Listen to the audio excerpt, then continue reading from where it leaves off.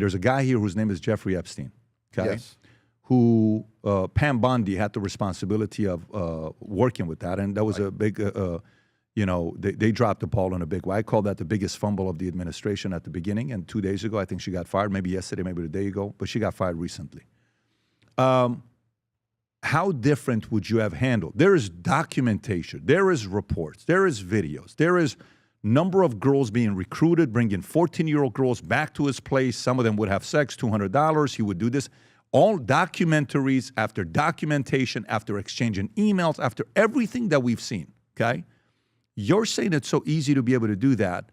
Why have they had such a hard time with a guy that's been doing this for decades to catch him and some of the victims who have been telling these stories to people, some of them that are no longer with us right now, who are protecting? So you have to realize a lot of people are sitting there saying, who are they protecting? How different would you have handled if Jeffrey Epstein was in Polk County? What would you have been doing yourself? Yeah, first and foremost, you notice he didn't do it in Polk County, Florida, did he? No, he didn't. He did it in Palm Beach County. Right. The reality of it is you have to aggressively go after these undercover operations. Then you have to look at Epstein. He was not doing street-level prostitution, okay? He was hiring out very expensive prostitutes or very expensive victims of human trafficking. So he was going not only nationwide, but around the world, and these folks were being recruited in. And then he was going to his island or wherever it was and doing this nefarious conduct. We would have been on Jeffrey Epstein like white on rice. He would have been in prison a long time ago had we had access to him or had information about this. But it's important to understand, there's a lot of people that knew a lot of things that never opened their mouth. Why? Because they were either a part of it or he was so powerful and had so much money that politically they weren't going to mess with him, or they didn't care. It didn't affect them. It wasn't their children. It wasn't their wife. So you've got to care enough about the community that you dig down and just do what's right. I can't explain to you why he wasn't in jail years and years and years before. So you're in Florida. You're a heavyweight in Florida. People know who you are. You've been doing what you've been doing. You're the only person that I think has won 6 elections, if I'm not mistaken. In the history of it, this has never happened. Longest tenure of Polk County yourself. So decorated. You started off at 27 years old when you became a sheriff. You can correct me. You're at 44 employees reporting to you. You're somebody that's the guy to call and say, hey, Sheriff Judd, Grady, how should we handle this? What do you think we should be doing? Did anybody at any point reach out to you to say, how should we handle this? Can you help us out? Never. Are you serious? Never. I saw it on television like everyone else did. Here's what's important. Our agency is 2,000 members. I have 1,200 deputies. Yours is? My agency right. is 2,000 members, 1,200 deputies. The county's about 1 million people. But we do national and international investigations, drug and narcotics investigations with our FBI partners, DEA partners, ATF partners. We all work together as one. We have built this culture of cooperation, and that's why we've been successful. When we set up these undercover operations, we broadcast. We're doing undercover operations. And then I do press releases and social media.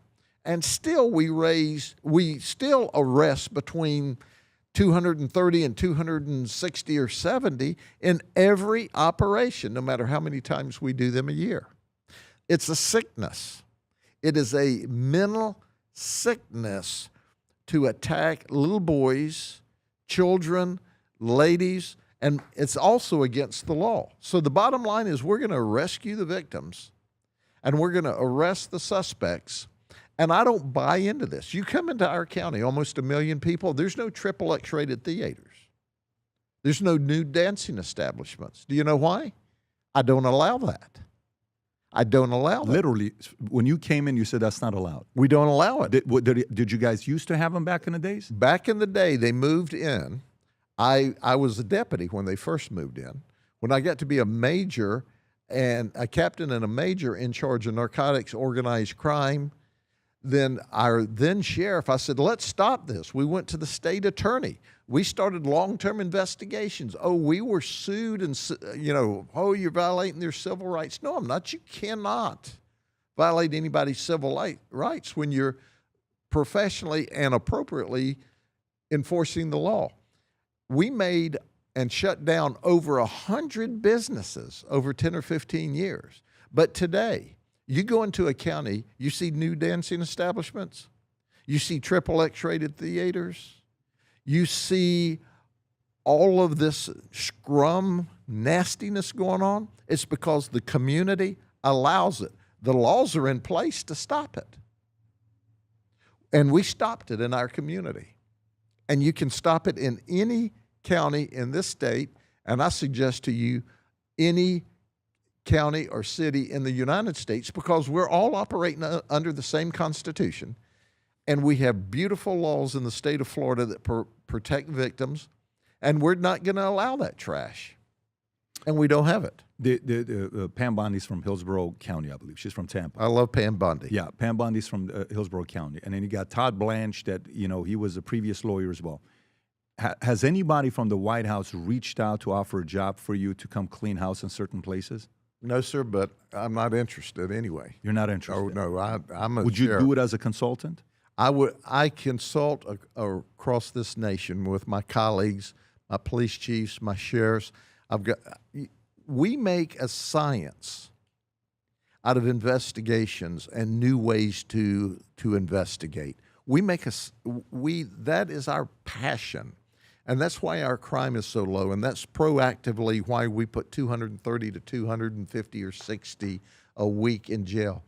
And yes, I've counseled. We've had police officers and police chiefs from as far away as Wisconsin and around the country come see how we do undercover operations. And I'm proud to share that.